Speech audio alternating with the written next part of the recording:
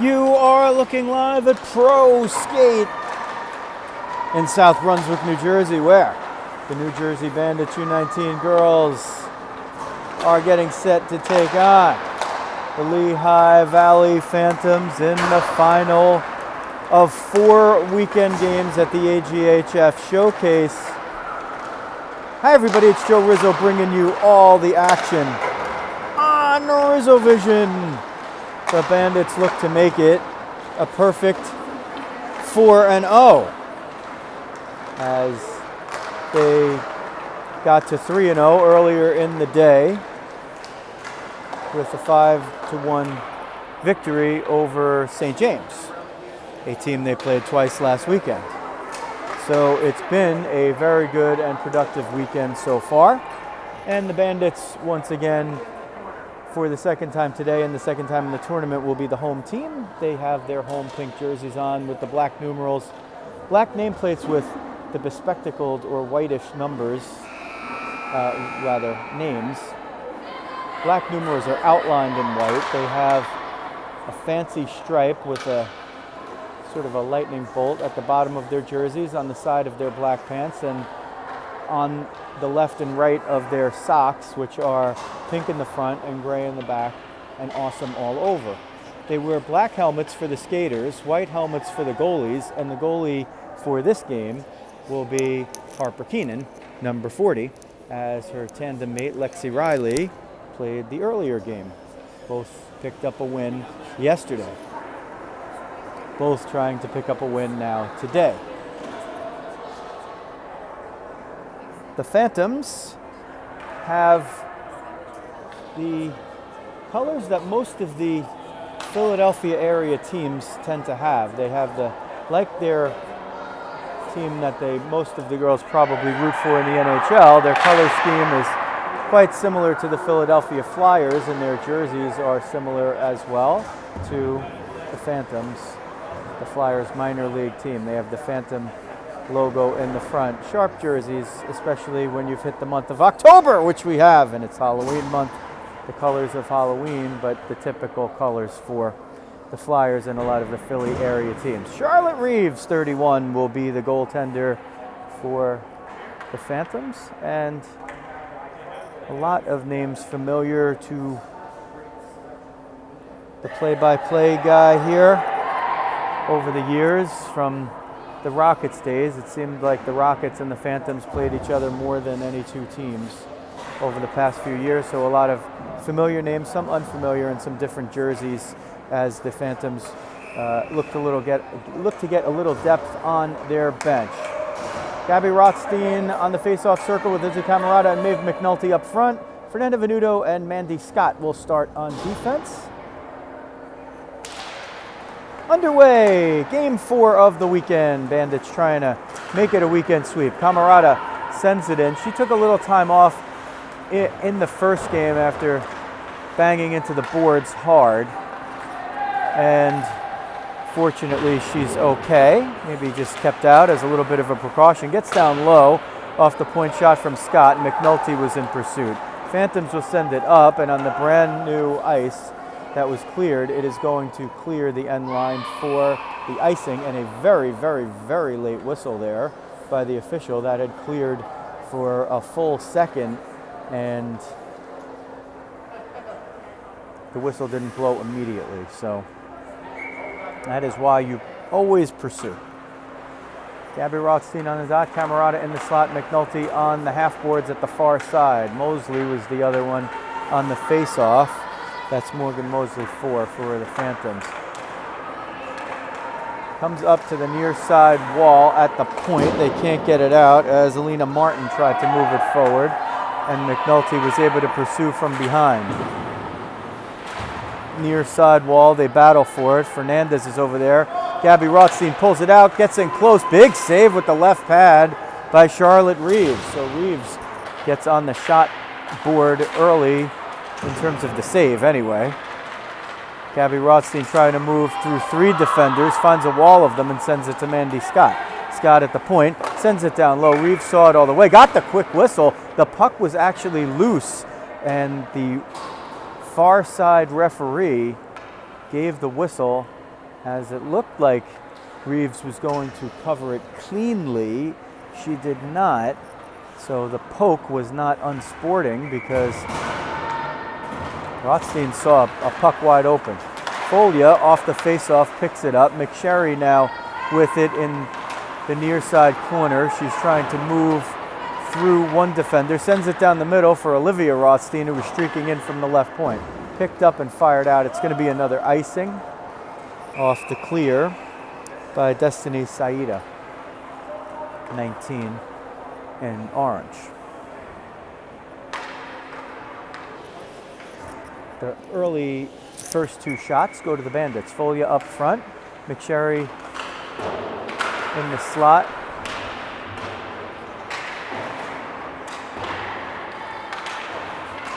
As they battle for it on the far side. Sperling was over there, and it's sent down below the end line. So far, all the possession has been in the Phantoms' end. And the Bandits, Sperling picks it off the wall, gets into the middle, fires it over the net. Comes to the near side wall, and Morgan Kepler keeps it in. McSherry got a piece of it, so it didn't go all the way around the dasher. It's picked up by Campbell, who fires it around, but not quite hard enough. Chloe Ballou comes all the way down to pick it up, steers it off the boards, looking for Lindfeld. Sarah Lindfeld moved it forward, but couldn't get it out, and Paleo also couldn't get it. That puck pops off of the stick and hits the protective netting above the glass to stop play with the whistle. 14:30 left, period number 1. No score. Bandits in the pink, Lehigh Valley Phantoms in the orange and black. Otterbein on the dot, Ava Otterbein, Louisa Rizzo in the slot, and Elise Claus on the near side wall. Mandy Scott on right D, Logan Shoemaker-Gromick on the left point. Otterbein picks it up, steering through one in the corner, got bumped off there, and trying to get ahead of steam. Rizzo just waits for it to come there and picks it up and tries to negotiate through one too many Phantoms. It's sent in on Otterbein, who batted it forward, and Pirelli's going to have to pick that up in her own end. Spins off one, doesn't have a good stride to get away. Otterbein has it, was trying to leave it for Claus, and the Phantoms pull it out of the zone. There's a couple of numbers for the Phantoms that I don't recognize, and they're in pretty much all the jerseys that you see out there right now. Rizzo fanned on the shot, but the second offering gets past Lila Axelson. Otterbein picks it up. Otterbein walks out in front, one shot, and it's a save by Reeves. It comes to the point. Shoemaker-Gromick there, banks it off the boards for Claus. Claus is going to send it off the end boards. Nobody's over there, though, and it's a foot race between Otterbein, who doesn't get to it. Scott kept it in at the point, but now has to retreat. Off the boards on the far side it comes. Otterbein in a collision with Pirelli, it looked like, and both get up, neither the worse for wear. Sent up the middle for Rizzo, leaves it for Camarada. Camarada and Rizzo get in on side, 2-on-2. Camarada sends it over for Rizzo, but it couldn't quite thread the needle. Rizzo's going to try to get off because she's at the end of her shift there, and she does. So Rizzo gets off, McNulty comes on, McNulty streaks into the play and couldn't knock that one down to avoid the icing, but that will be an offensive zone draw for the Bandits.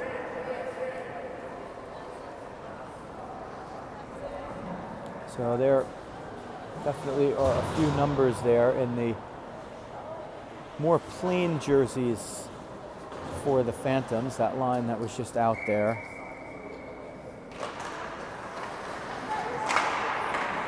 Shot fired wide by Olivia Rothstein, picked up below the end line by Gabby Rothstein for a moment. McNulty's trying to help her out in the corner. Mosley stepped into McNulty 4 versus 4, not 4-on-4. The two numbers were both 4 for either player. Venuto, pursued by Fernandez, sends it to Olivia Rothstein, who forwards it to Gabby Rothstein. Picked off by McNulty in the slot, wrist shot, Reeves save, rebound, chipped wide. Reeves with all 5 saves in the game so far. This game has been played in the offensive zone for the Bandits the whole game pretty much. It goes toward the back door. Camarada was not quite there, but she gets possession. Spins around, trying to backhand it to Rothstein. Wrist shot. McNulty hits the chest. No rebound by Reeves, and if she gave up that rebound, Camarada and Gabby Rothstein were ready to sweep it in.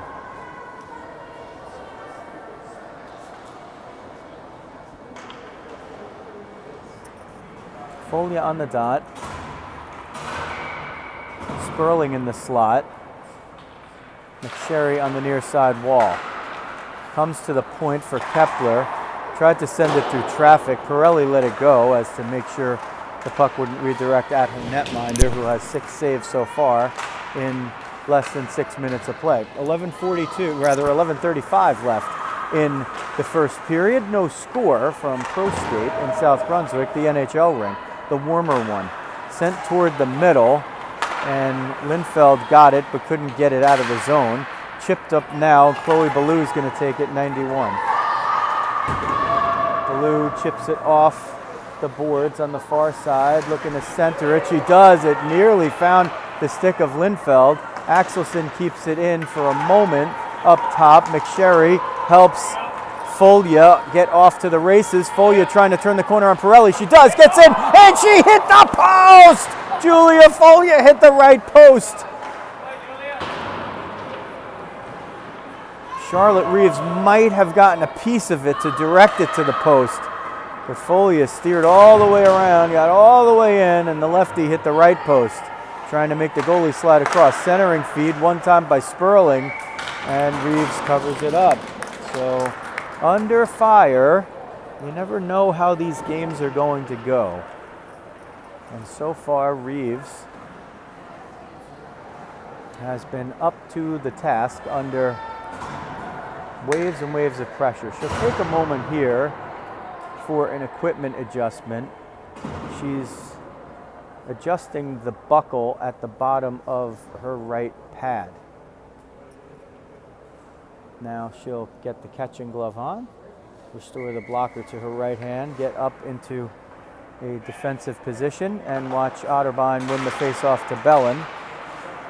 And Rizzo hustling in to try to keep it in. Scott is just about 6 inches too far into the safety position there, and it's offside. So they'll do the same thing, just a few more feet out. Scott has it off the face-off, sends it in. Otterbein and Bellin put the pressure over there. Otterbein's going to walk right at the net, go to the backhand, and Reeves makes the save and yields no rebound. If that one had gotten through the pads, it might not have gone in, but Bellin was just waiting at the open right side of the net for that puck to emerge. They'll do it again. Otterbein on the dot, Rizzo in the slot, Bellin on the far side. The two defensemen play catch, but not well. Redirected in front by Otterbein, but kicked away by Reeves. She's now up to 8 or 9 saves in the early going. Battled for the near side. Rizzo smacks it in. It's sent down for the icing, and they'll blow the whistle with 9:55 left in period number 1. The Bandits will change up and have a new group to start the offensive zone draw, and another defense pair, and the Phantoms will change all 5 as well. Glad you're joining us on RizzoVision for the weekend finale.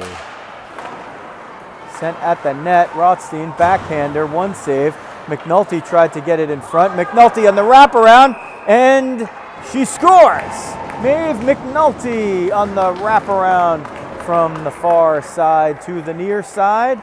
Makes it 1-0 Bandits with 9:46 left in period 1. And after 4 games this weekend, not much of a celebration going on, and also because the Bandits have so far shown a distinct advantage here in terms of the possession. Reeves now staying down, seems to be in a little bit of distress over there, so hopefully Charlotte Reeves is okay. We'll give you a look at the Bandits as they huddle in front of the bench. Reeves was adjusting earlier the right pad on the bottom, and she's doing something to wiggle around the right skate at the moment while she's down.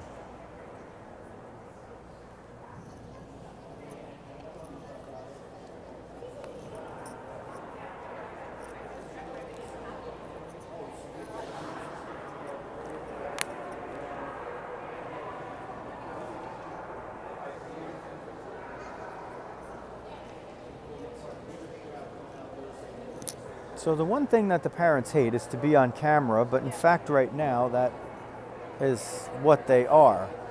So let's see how long it takes for any of them to realize that I've turned the camera on them. And you can get a good look at what they're doing and the laughing that is going on over here as they wrap up the weekend. It looks like somebody's figuring it out, but we're not going to say who. And, well, there you get a look at the parents. Reeves still being attended to, hopefully from just an equipment issue, but it might be slightly more than that. No backup goalie listed as far as I know for the Phantoms, and none present on the bench. So that doesn't mean they don't have somebody who could suit up and switch from skater to goaltender. There's a number of players that we encounter over the years who are fabulous skaters, and then all of a sudden you see them in the nets and you say, wow, I didn't know you could do that. And we've had the good fortune of seeing some players like that over the years.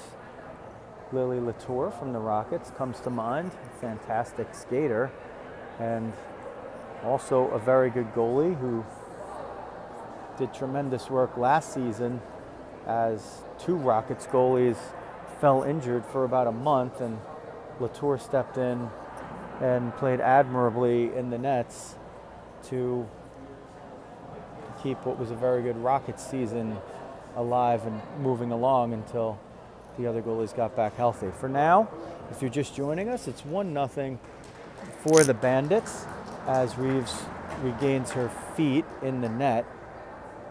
She's taken off the right pad now and maybe testing the leg. This is 1-0, as we said, 9:46 remaining in period number 1.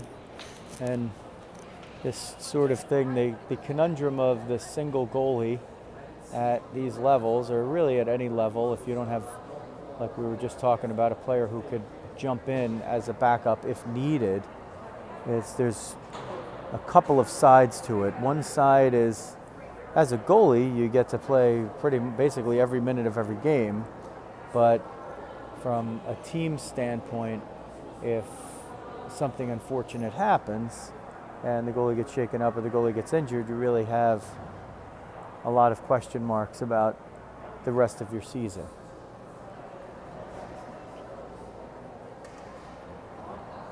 In previous years, we've seen Madison Kata as another goalie that's worn the orange of the Phantoms, and she was another player who also could play out. And in the AGHF playoffs last year, Reeves was in goal and Kata played out, but Kata I don't think is with this team anymore, or at least not today, and not listed in any of their places that I've seen. Now, a lot of attention still over by Reeves. The player herself is not in any kind of dire straits, so we're just, out of respect to the young lady, we're just keeping the camera trained on the Bandits, but she's not in any kind of severe distress. It's more of some kind of an equipment issue or something. The Bandits now will jump on the ice to stay warm and skate around. The referee is coming to the penalty box, and let's see if the referee is going to discuss the situation over there.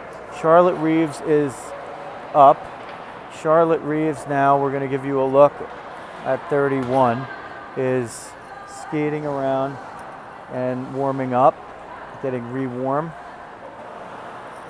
and does a particular goalie move there, the kneeling sweep, and working it again.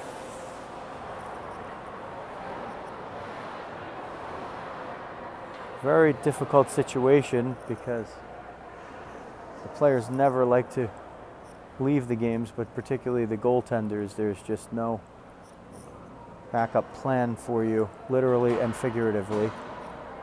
And it's quite a bit of pressure for anyone, not to mention a young lady playing at the U19 level. And a familiar name and a familiar face for those of you who have seen the Phantoms play so many times over the years here on RizzoVision. It's always a good time to subscribe if you are from either side, and we know that especially over the years we've had a lot of our Phantoms family as Reeves exits the ice, and that will leave some question as to how we proceed here for the rest of the contest. The referees are going to discuss it with Coach Grace Potash, and we'll see if we get some kind of plan moving forward. But no matter who you are, if you're from the Phantom side, if you're from the Bandit side, we would love for you to subscribe. If you're just tuning into the live stream, you were expecting to see some action. Well, the Bandits lead 1-0. There's 9:46 left in the first period, but the goaltender for the Phantom, Charlotte Reeves, has gotten shaken up and was down for a while, not in the level of distress where we were concerned about her long-term physical health. It was not an ambulance type situation, and not the type where a parent is going to hold their breath anytime one of these young ladies is on the ice. We've seen some over the years that all make us hold our breath and hope for the best. It wasn't that kind of a situation, but it looked more like some kind of tweak to maybe a knee or an ankle, something like that. So as we try to get that sorted out, yeah, we'll remind you to subscribe if you haven't done it. If you're, say, a player in the Bandits organization who wears number 10 for a different Bandits team, then you should subscribe right now, Emily. I mean, whoever you are. The Bandits have been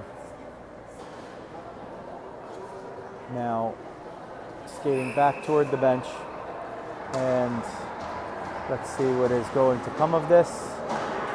And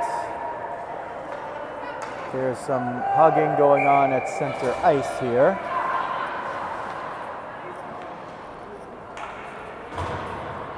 The Phantoms have 5 skaters, now 6. So the Phantoms are going to play with an empty net, as they should. Yes, they do bring the face-off outside the zone. The Phantoms goaltender was shaken up while the Phantoms had possession in their own zone. So they rightfully move the face-off to center. And let's see, yes, the Phantoms have sorted it out. They will play 6-on-5, and that means there's an empty net. So an interesting turn of events. Hopefully Charlotte Reeves is okay enough to return to the game, but until then, the Phantoms will try to gamely play 6-on-5 with their net empty against the Bandits. They keep it in, get it down low, wrist shot knocked away. So Keenan didn't see shot number 1 of the game, Now the Bandits, if they get a shot on goal, it's only going to be a goal. They're going to have shots, but unless they go in, they won't count as shots on goal. Here comes Sperling with the empty net. Here comes Foglia. Foglia turns the corner, gets down low, sends it toward the empty net, and it's swept away by Pirelli. Mosley puts pressure on, but McSherry establishes position, and they work it down low, looking to go to the point. Olivia Rothstein sends it toward the empty net and misses it wide. Yes, there's an empty net. We are in the first period. You are not hearing that wrong. Centered in front, Sperling knocks it down. Axelson got a piece of someone, if not the puck. They bank it, and Rothstein grabs it. Mosley bats it out, and it's going to be an icing.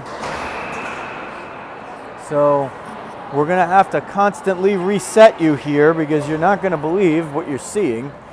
The Lehigh Valley Phantoms are playing 6-on-5 hockey.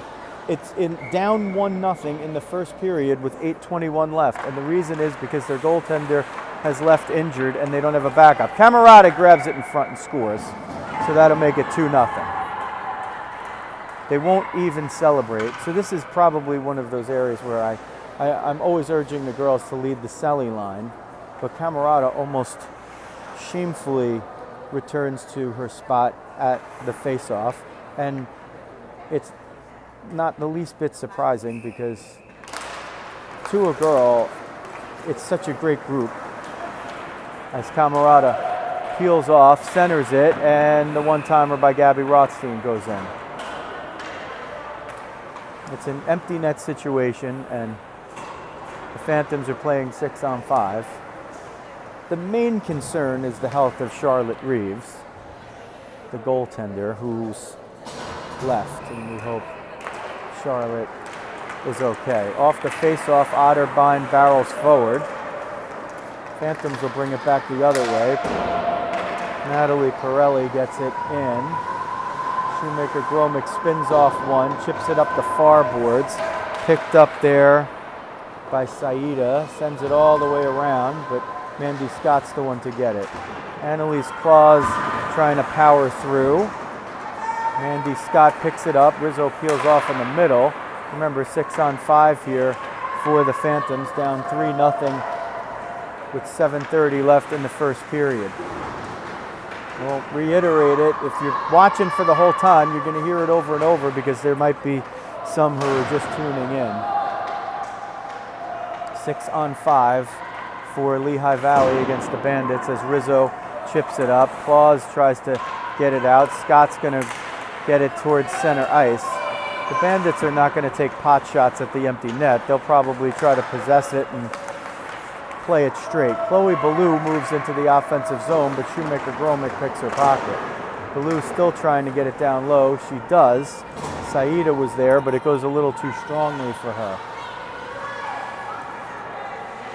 The one cause for celebration as Rizzo bunts it so there's no icing. The one cause for celebration from here on in could be some first goals of the season for Annalise Claus or Bella Bellin if they're lucky enough for that to happen. Rizzo trying to hustle in, puts the pressure on Pirelli, and Pirelli moves it up the far side boards, gets tangled up with Otterbein over there. Both players okay. Otterbein took a moment to kind of get her stride back, and now we'll head to the bench off the whistle.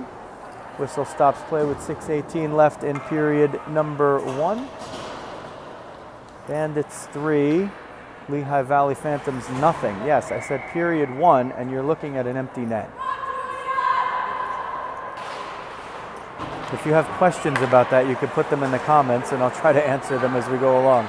Venuto gets it. She probably could have sent it at the net, but elects to pass it down low.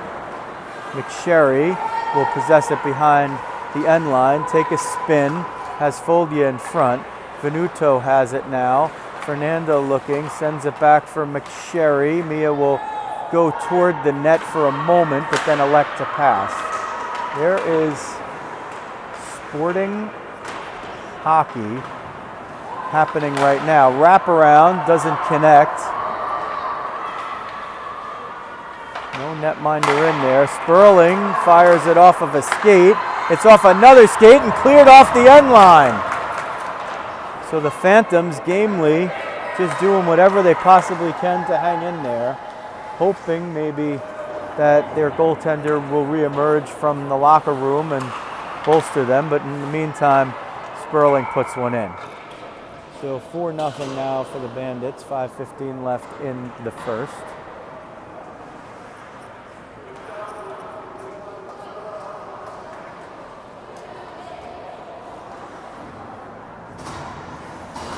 When I say sporting hockey, what I mean is there's sort of an inevitability to this situation under probably the best of circumstances here. Camarada has it. Had a clean shot at the net, but she'll possess it for a while. And should they want to, McNulty sends it at the net. Camarada redirects it and it finds its way in. 5 now the count. I don't know if they're going to keep adding it on the board at all points here.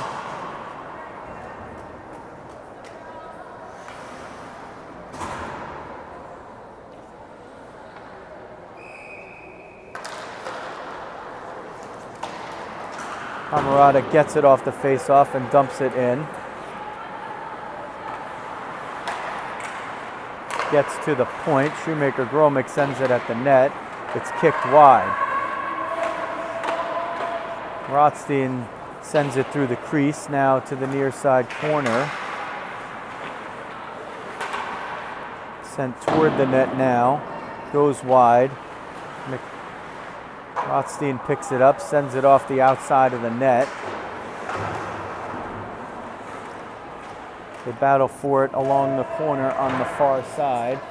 Now 4:10 left in the first period. It's 5-0. The score's not going to be important. Kepler sends it at the net, but along the ice. Morgan looking for her first of the season.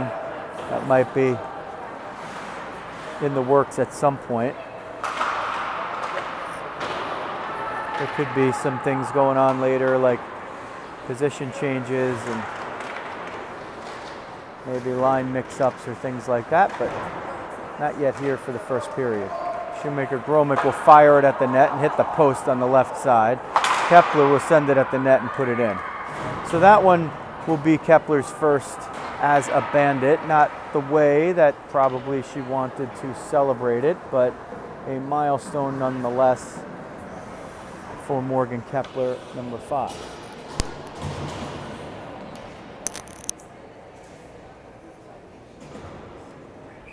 Otterbein now with Rizzo and Bellin. So we'll see if Bellin's the next one for the milestone goal. Comes to the near side. If you're just joining us, the score, we're not going to harp on it because it's going to be a fait accompli in the game.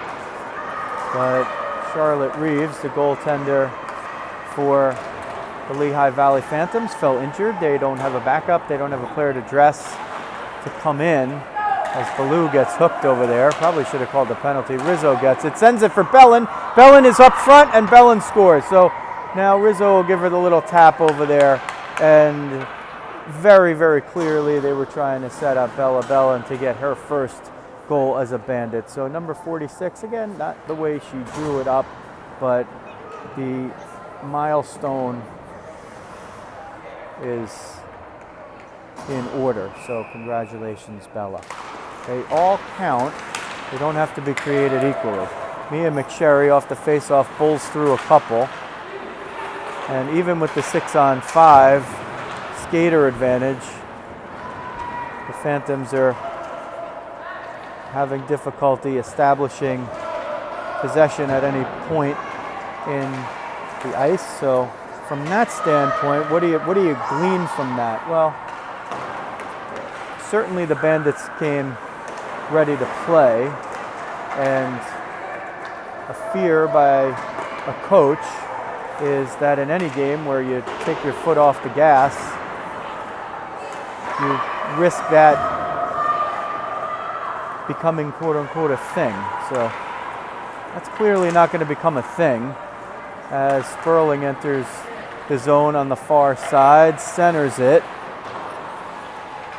Sherry now on the near side. Scott will fire it at the net and score. And is that goal number 1 for Mandy Scott? Maybe. That might also be goal number 1 for Mandy. I think they were telling her to shoot it, so Mandy gets number 1.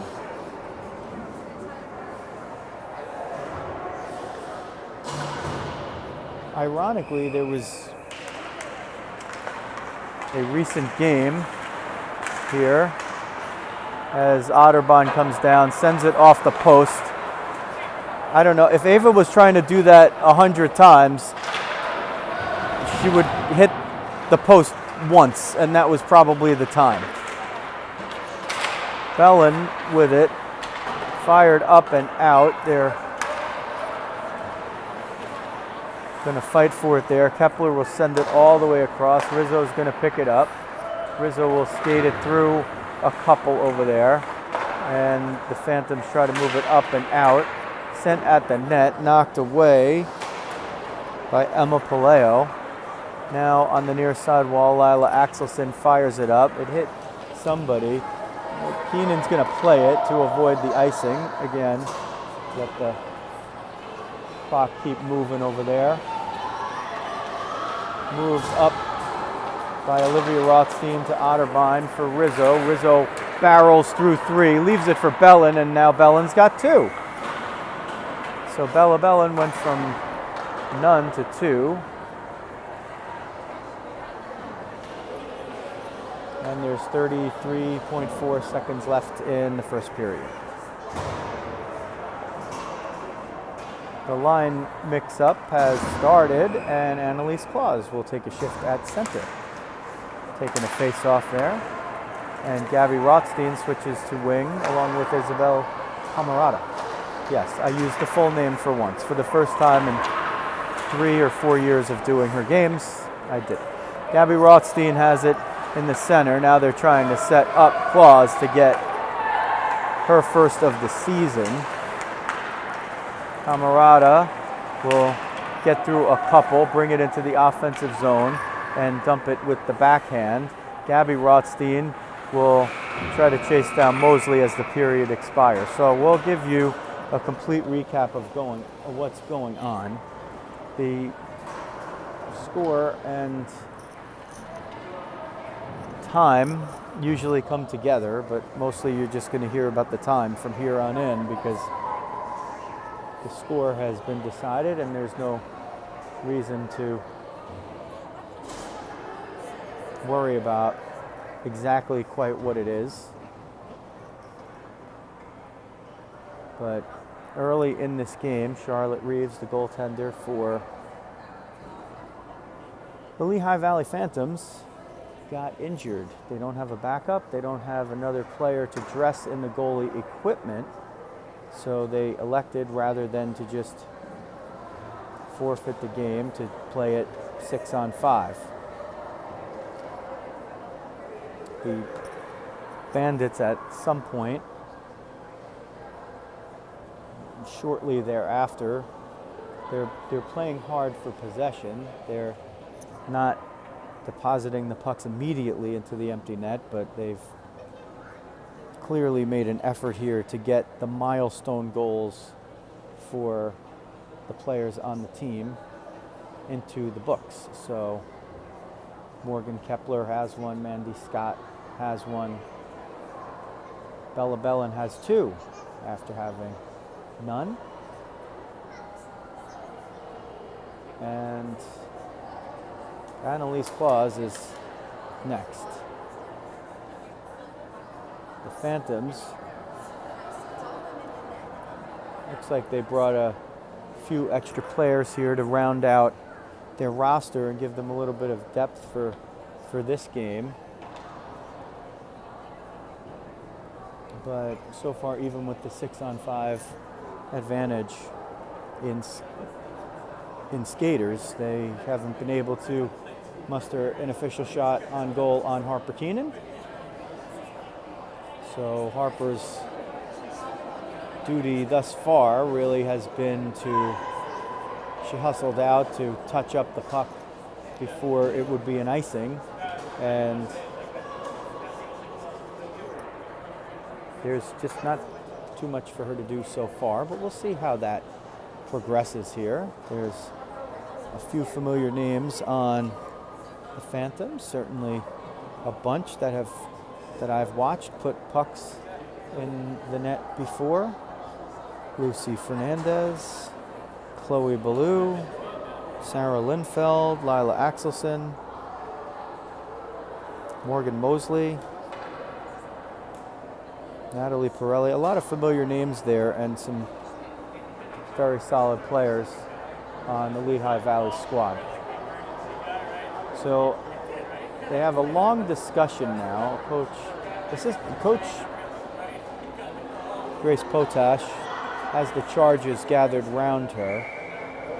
Assistant coach Amanda Linklater had a long discussion with the referees, and now the referees are going to have a discussion with the Phantoms coaches, and we'll see if something else is in order for this remaining 2 periods of the contest.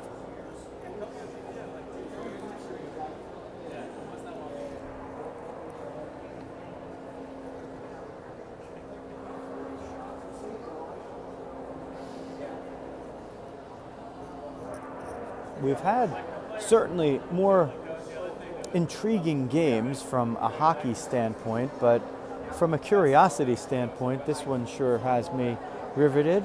What will happen next? What are they discussing over there? What is going to be the decision? Are they going to do something like let the Phantoms use Lexi Riley in net, or maybe let Harper Keenan go switch to the other side and call the game after a period for the record books, but allow the girls to go out and play? Or are they just going to continue with the 6-on-5?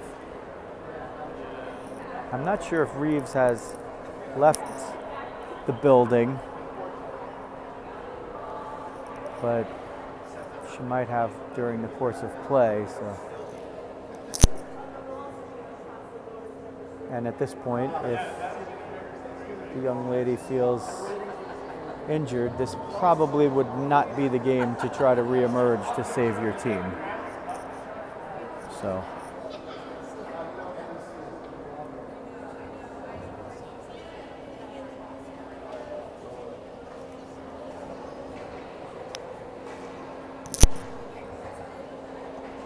Boy, it would be great if some of you could throw some stuff in the comments right now. We could surely use that.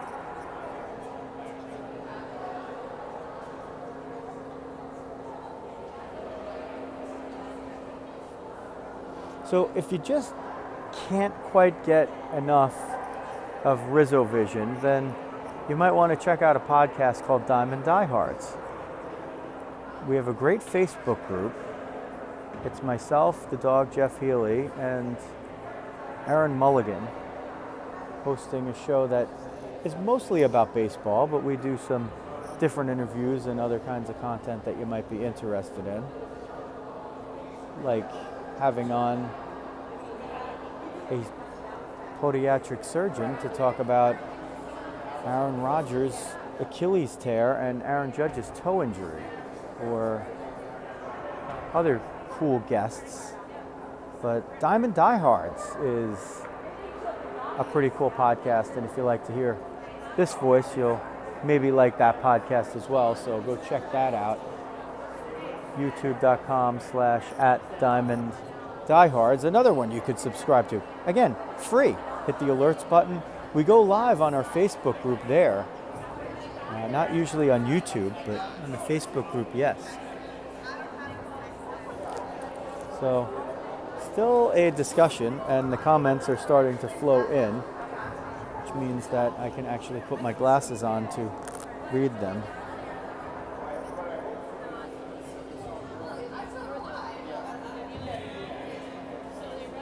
I'm losing viewers to the NFL. Well, you know what? The NFL's not really that good. Are there more intriguing storylines going on in the NFL than this right now? I don't know. But you get a look. Okay, so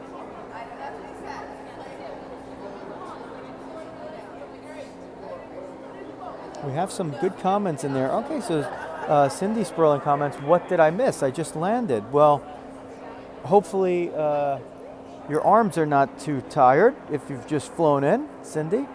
But right now you're looking at the parents. We're between the first and second period. The Bandits have the game in hand because early in the contest, the netminder for the Phantoms, Charlotte Reeves, fell injured after the first goal of the game, actually. And she was unable to remain in the game. So what the Phantoms decided to do was play 6-on-5, and the Bandits have put in a slew of goals into the empty net, as the Phantoms have gamely done their best without their netminder behind them. And a few milestones have been hit on players getting officially their first goals of the season and or first goals as Bandits. Morgan Kepler, Mandy Scott, Bella Bellin with 2, to name a few. I don't know if I missed any of the milestone goals there. And when we continue, the next up in that group would be Annalise Claus, who they've already tried to set up, and we'll see how they decide to play it here. Otterbein out now with Rizzo and Bellin. Harper Keenan now guarding the net to your YouTube right. They will continue with the 6-on-5 and no netminder to the left net. Julie Keenan is the best because she'd rather watch RizzoVision than the NHL. Underway period 2. Bandits have it spread out. They play it high and low. Miss the pass back into the defensive zone. Shoemaker Gromick over to Venuto. Rizzo comes down to grab it and chip it up the far boards. Mosley's over there, and Campbell gets it into the zone, but Venuto picks it up after Otterbein knocked it down. Bellin will play it back to Venuto. They'll spread it out here, even through neutral ice. Line pass went to Otterbein's backhand, missed the mark, and there's an icing. So they'll run the clock as per AGHF rules with a 5-goal gap anytime starting in the second period. So they'll play the 17 straight minutes here, take a break between the second and third, play 17 straight in the third period, and the girls can head home. And for the Phantoms, check on their goaltender. Bandits will break out. Gabby Rothstein has it, gains the line, and leaves it for her sister, Olivia. Phantoms now 5 in the middle, grab it. Here's going to be a break. Axelson comes in, shoots, and fires it wide. So still no official shots on the board, but a big chance for Lila Axelson. Kept in by Paleo. Axelson between the points. Her shot knocked down by Kepler. Centering attempt by Lindfeld doesn't connect. The Bandits move it up the boards on the far side. 2 players collide. One goes down harder than the other. Rothstein is able to get up. Ballou taking a little longer, but Chloe's getting up now, 91. There was a penalty called on the play. We'll see who gets the call. And Ballou is going to step into the box for a couple of minutes. So that'll be 5-on-5 skater-wise, which will look like a power play. They do keep the face-off down in the defensive zone. Typically they would move it the other way, and now they do. So they'll face it off in the offensive zone. The Phantoms now trying to defend the empty net shorthanded, and in this case it's 5 skaters on 5. So we'll see how the Bandits handle it.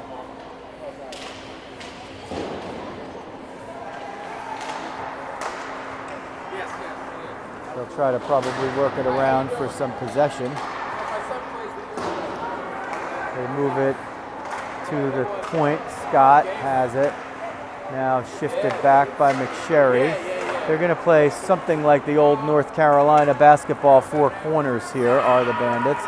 Shoemaker Gromick under duress as no quit in Saida. Destiny Saida forces the offside. Well, maybe not on purpose, but I'm actually curious as to why that was offside. It looked like the Bandits brought it back into the zone and Saida was there.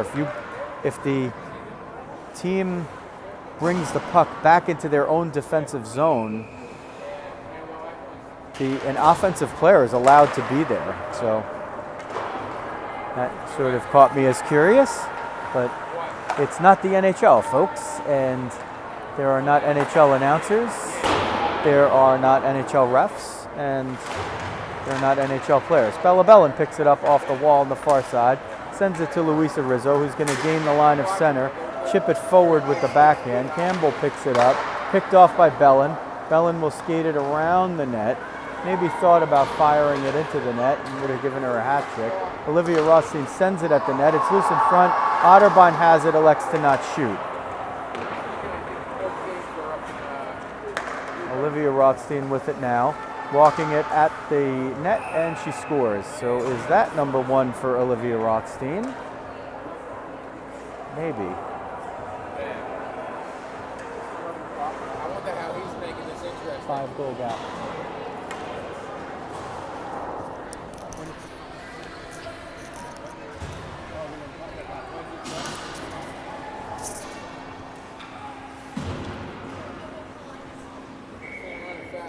Clock is a running clock here, as we've said, and the Bandits essentially will only let players who are looking at milestones shoot. That seems to be what the MO is. There's Annalise Claus, and she cannot hit the empty net for her first of the season, as it's 6 on 5 now without the goaltender for the Phantoms. But certainly an uphill battle in this one. Off the boards on the far side, Scott sends it to Camerata to keep it in. Camerata sends it to Rothstein for Claus, who misses again.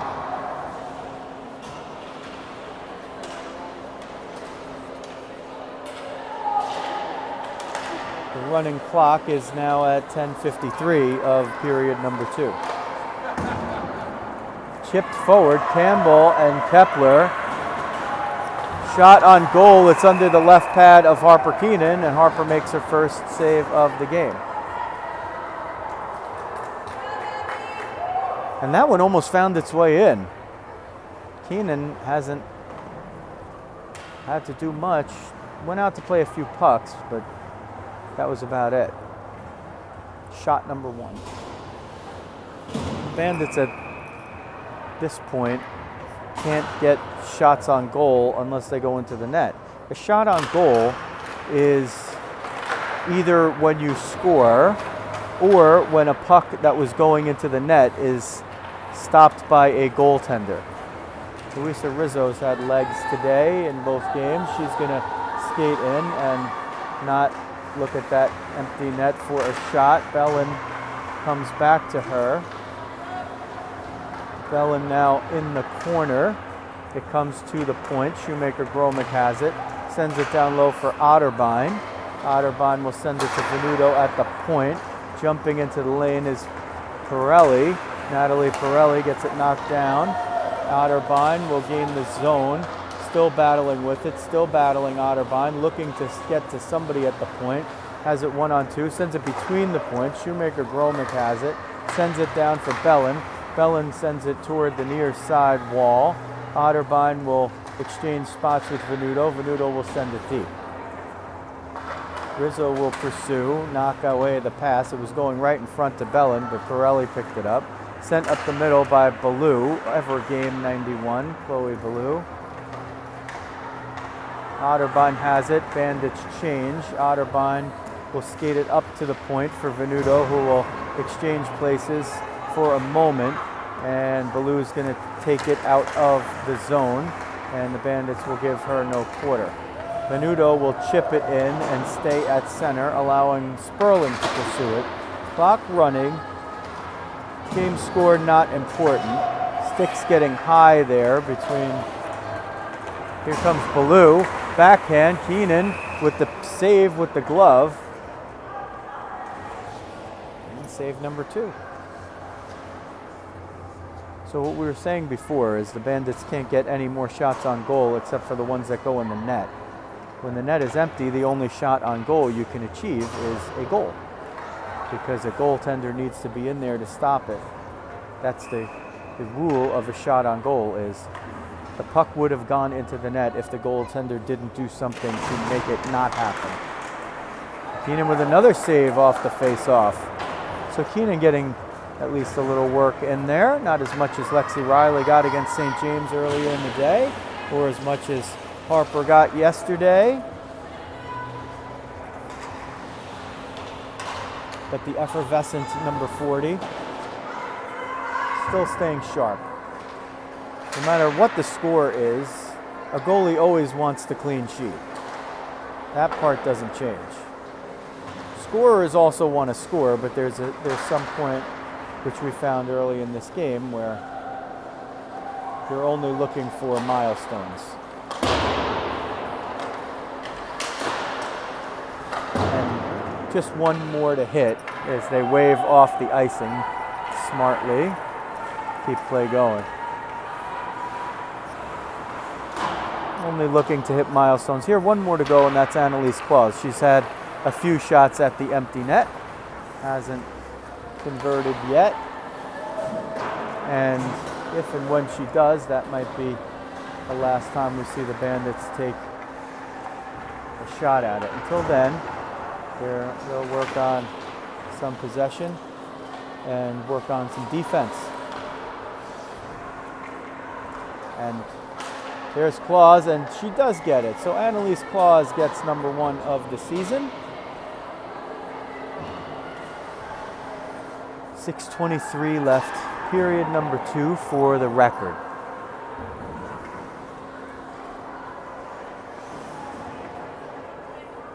Don't know if there are any other milestones out there left on the roster. We'll see how the Bandits handle it from here. They've already handled it in about the best way possible under the circumstances.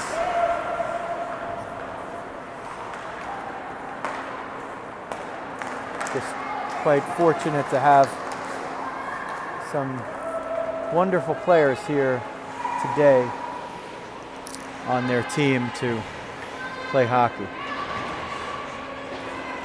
Tackle in the corner. Shoemaker Gromick sends it to McNulty. McNulty sends it across the points. Kepler has it. Kepler drifts up and back, sends it down low for Claus. Claus sends it around the boards to McNulty.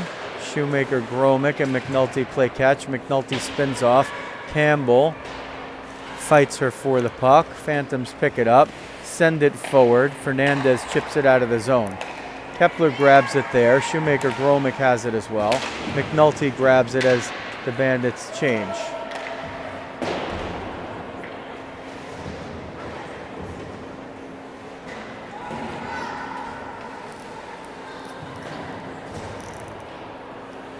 Bellin toward Otterbein's side. Sent up and out. Campbell was forcing the defenseman to play in the neutral zone. by staying high. Martin there in pursuit. Rizzo stays back as an extra defender. Kepler will find her with the puck. Rizzo's gonna try to chip it out. Pirelli jumps in to smack it across. Kepler up toward the point, kept in by Paleo. Now Campbell sends it for Ballou, who's gonna try to chase it down, met by a couple of Bandits, and Shoemaker-Gromick emerges with the puck. Bellin picks it up. Bellin tries to get it out of the zone, can't do it, but Shoemaker-Gromick in an open lane will. Shoemaker-Gromick will gain the line of center, dump it in, and change. Rizzo there in pursuit. Will exchange with Otterbein, who will take it down low. Otterbein with it, spins off one, sends it up the near side wall toward Rizzo. Ballou jumps in to grab it and will take it on 1-on-3, trying to now steer outside Venuto. She does that. Ballou still with it, centers it. One-timer, Axelson couldn't unload it quickly enough, and the second attempt at a shot is blocked. In front, Lindfeld gets it on net, slides forward, but Keenan knocks it down and covers it. If you're just tuning in, we're glad that you are with us with 3:10 now left in period number 2. The Bandits have it in hand, and they're playing the Lehigh Valley Phantoms, who are playing 6 skaters on 5 because their goaltender, Charlotte Reeves, got injured earlier in the game, way back in the first period when it was 1-0. So since then, it's been all empty net goals for the Bandits. Nearly all of them, after the first 2 or 3, it's been all just players looking for milestones, like first goals of the season and or first goals as a Bandit, that have been putting them at the net. McSherry will get it, and she will dump it in. It goes off the boards on the far side, and Jessie Sperling picks it up. And there's been no celebration even of those milestones, just maybe a very slight and very, very discreet fist pump behind the cover of the bench, perhaps, when the players have gotten there. But nonetheless, under the circumstances, you love to see the players that you root for get some stats and numbers, but in life, what's probably of far greater importance is how you handle a situation like this as a young lady, and frankly, as a coaching staff, this circumstance is not easy to handle under either side. Certainly from the Phantoms side, they would prefer to have been able to play it straight up and let the score speak as it may. But from the Bandits side, there's an issue too. You shouldn't embarrass an opponent when you have such a clear advantage due to whatever the circumstances are. And in the past, unfortunately, I've seen where a coaching staff was just either unable to control the players from doing it, or just was oblivious to that fact. Well, not this coaching staff. Individually, as a, I talk to you as a live streamer or your play-by-play guy, but I'm also a dad on this team, and I could not be more proud of the Bandit staff with the way they have handled this situation.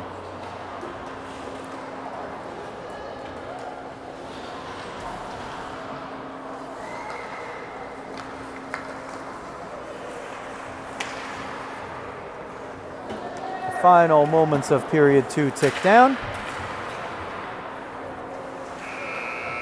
And there you could see some of this line of Phantoms players with the color scheme jerseys that are more blank. They're here to round out the roster, give the Phantoms a little bit more depth. And, for them, they're gaining some valuable experience against a very, very high-level opponent.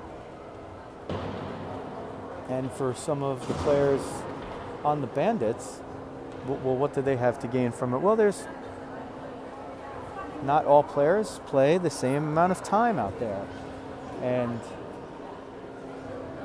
some of those players are getting more time today and are dying for that ice time and have not had the chance to put their name in the record books to get a goal or a point or something, and they've been able to do that today.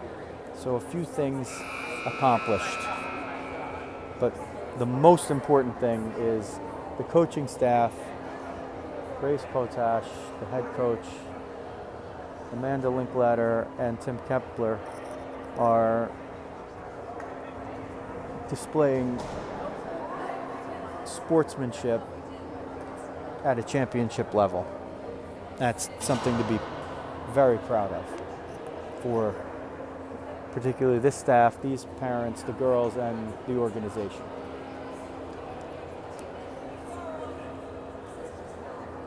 If you're just tuning in, we're glad that you're here,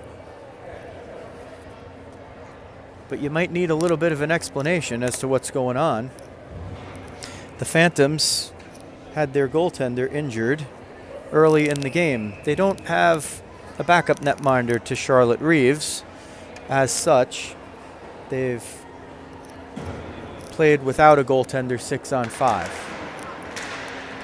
for the remainder. And the Bandits have had the better of play, even with the 6-on-5 disadvantage in skaters. So it's turned into a unique chance for the girls to show some sportsmanship to their opponent, and they're doing that. Not the way anyone would have liked to play it, but in life we get situations that we need to handle, and we might not foresee them. And here comes a breakaway for the Phantoms. Shot, Keenan with the save. No quit. Alina Martin watched the two Bandit defenders hit into one another and got the breakaway. Couldn't convert it.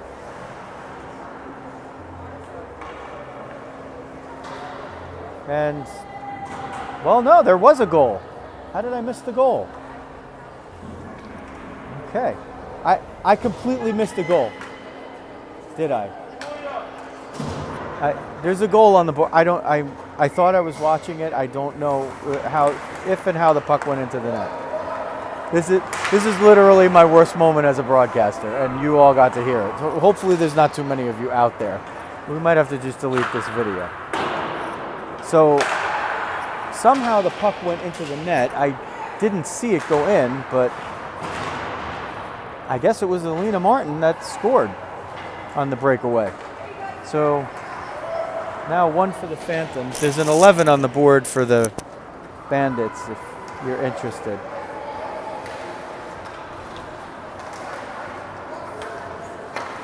Scott over to McSherry. Ballou got it into the zone. That puck just sat right on the blue line. Sent down, not going to be an icing because Scott grabs it. Mandy, you hear Shoemaker Gromick call for it if you're at the arena, but I don't know if you could hear it on the mic that I'm speaking into. Ballou tries to get into the zone. She's 1-on-5 now, waiting for some troops to come with her. And the Bandits ice it.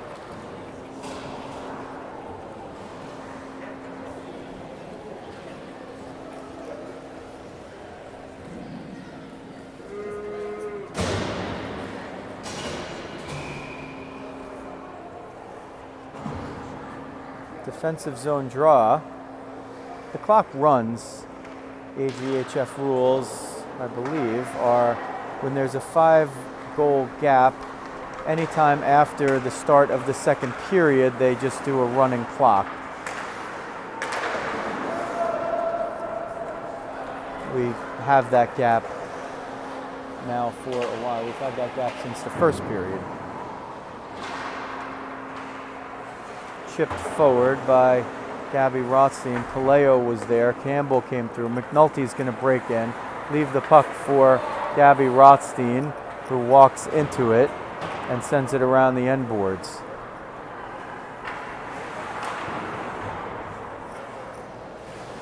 .13 left, not just the Munster's address on Mockingbird Lane.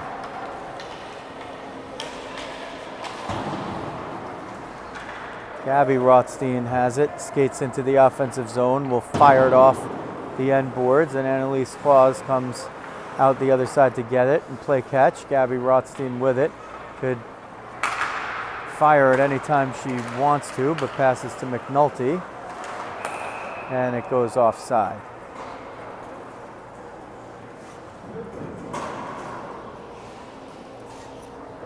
Running clock ticks down probably to about 12:20 by the time they drop the puck.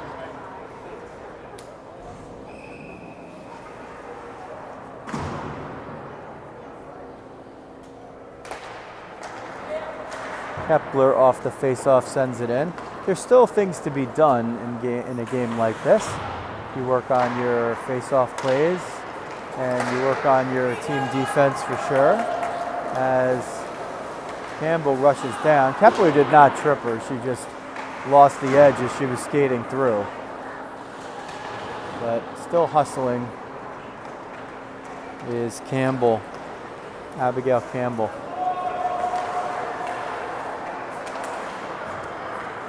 Borelli blew a tire in the middle. Different spelling. Gets back up. Campbell sends it in. Not sure if the teammates call her Soupy, but everybody that plays hockey and has the last name of Campbell, they're almost all called Soupy. It's just like a thing. Claus up the middle for McNulty. McNulty backhands it on the dump, and that crew changes. Out comes Otterbein, out comes Rizzo, out comes Bellin. Bella Bellin got her first in this uniform and then her second in this interesting game. Kepler fired it up for Rizzo, couldn't connect. Ballou gets down in, fires it wide, got a lot on the shot, just didn't get it at the net because Kepler was in the shooting lane. Picked up by Venuto over to Rizzo. There's only orange jerseys there. Sent toward the middle, but Kepler gets it. Saida's over there, but can't get to it as Bellin grabs it and plays it back to her defenseman, Fernanda Venuto.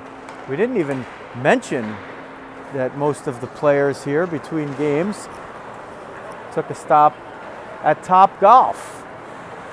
And some of them showing a good proclivity, including Lexi Riley and Jessie Sperling and Mandy Scott.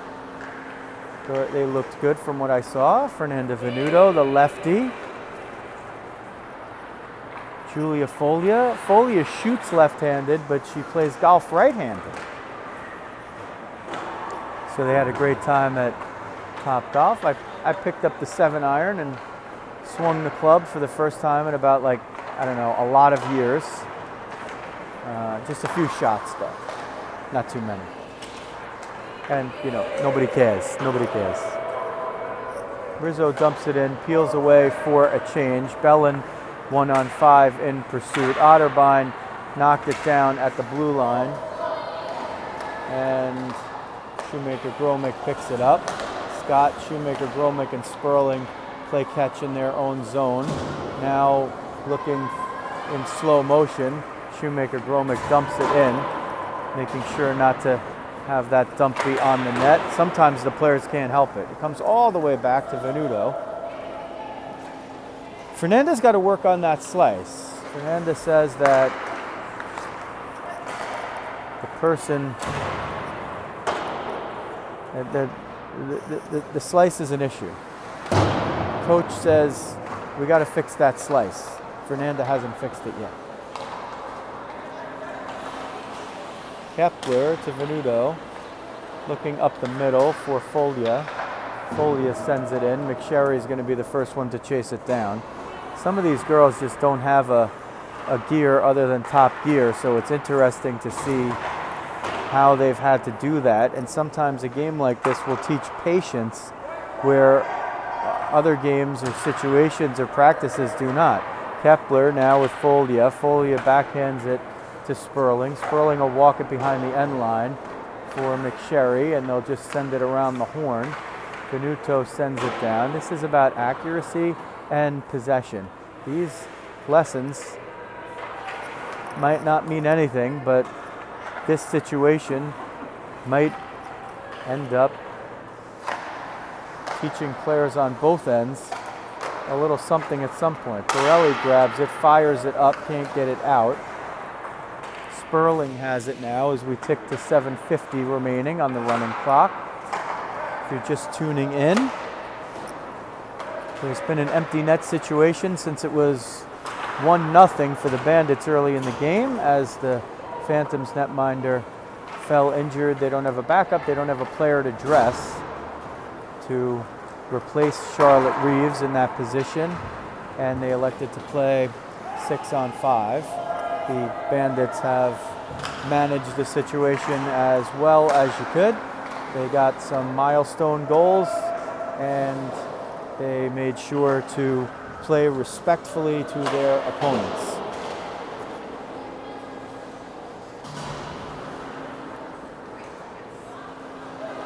And the Phantoms did score, and I completely missed the goal.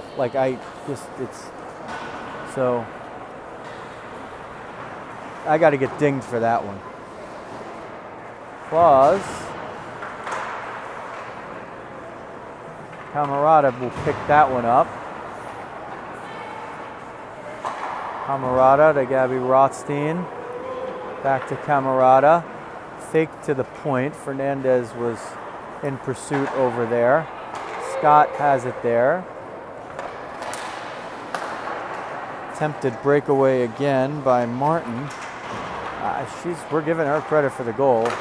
Claus had it in front. Could have put number 2 in there had she liked, but elects not to do that as the Bandits have turned off the faucet.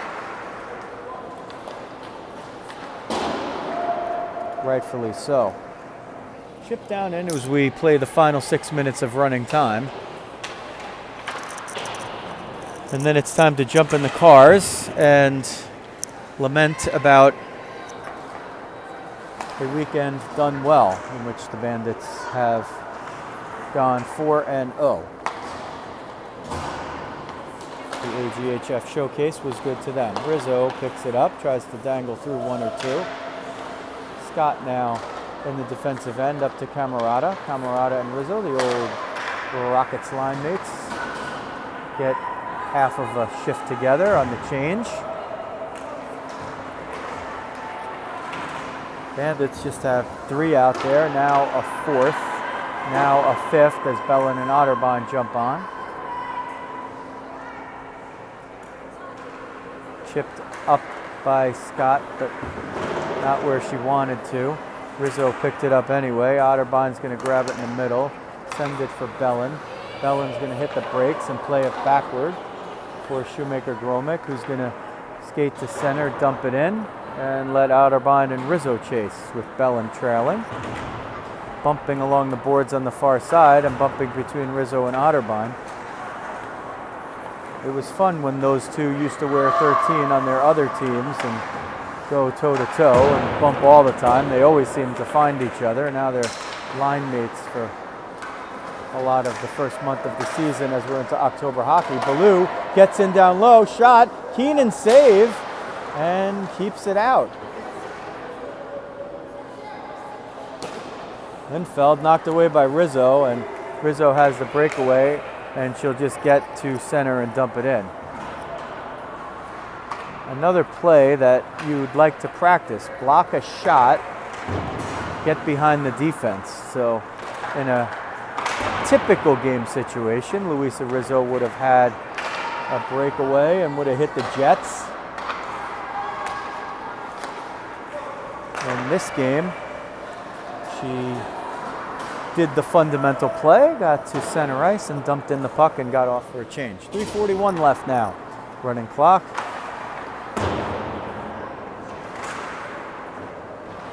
Thanks for all the comments, for those of you who jumped in.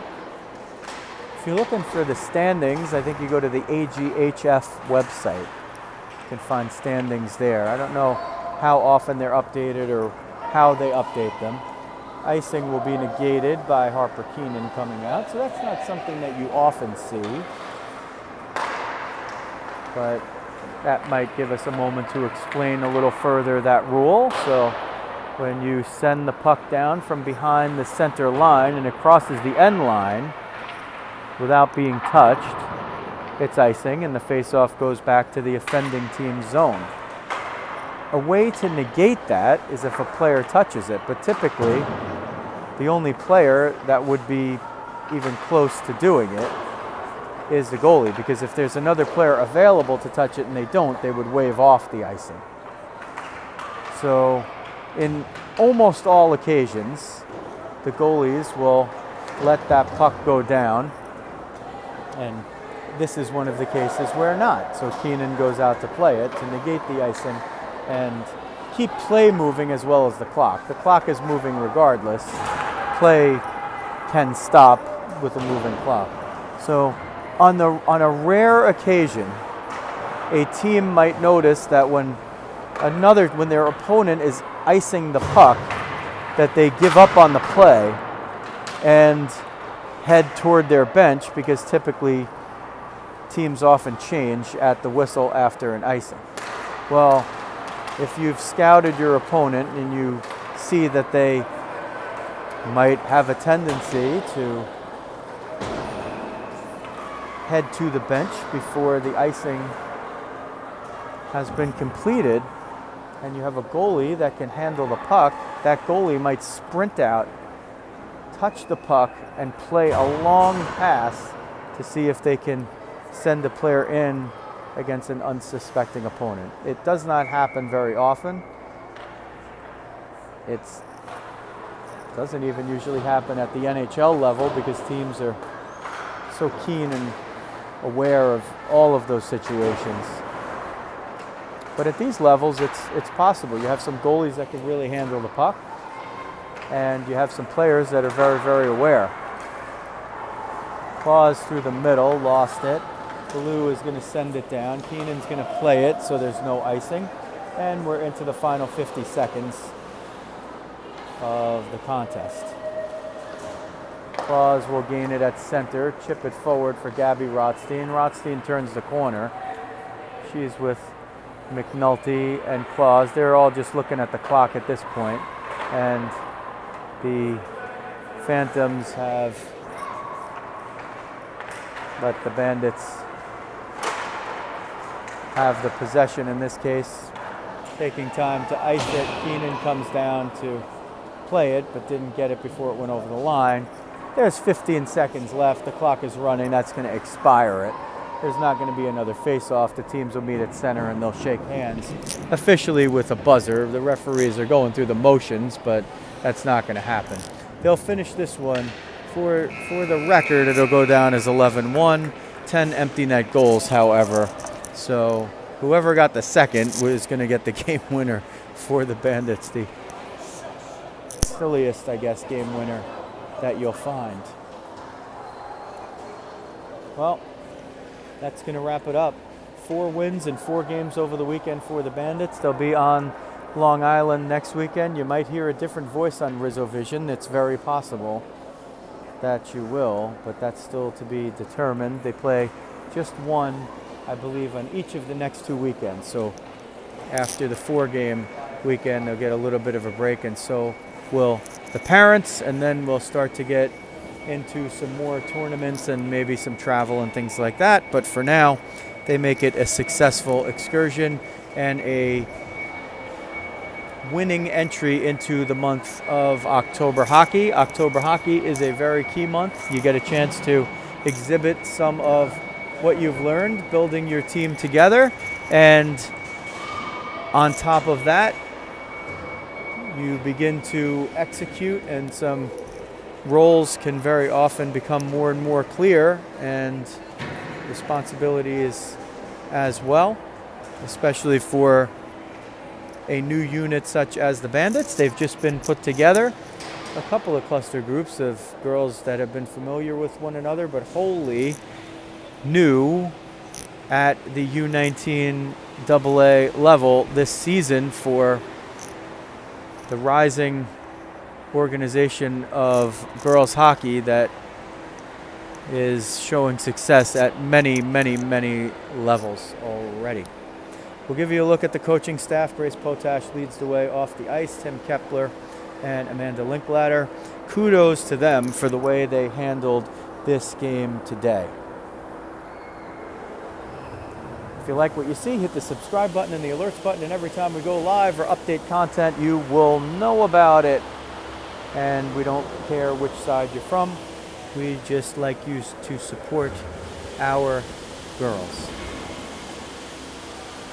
So we do get, so Kristen Camerata, of course, she always has my back no matter what. It was a rebound wraparound. So I had actually taken my eyes off of it because I thought that the play was over, but I just completely missed it. Hopefully I got the video of it. I must have because Kristen saw it. So anyway, that's going to do it. This is our little closing. Thank you very much for supporting our girls and for supporting the channel. We hope you can continue that in the future. Final score officially on the boards, 11-1 for the Bandits. That is going to do it from Pro Skate in South Brunswick, New Jersey. This is Joe Rizzo. Thanks for watching New Jersey Bandits hockey on RizzoVision. Happy Sunday.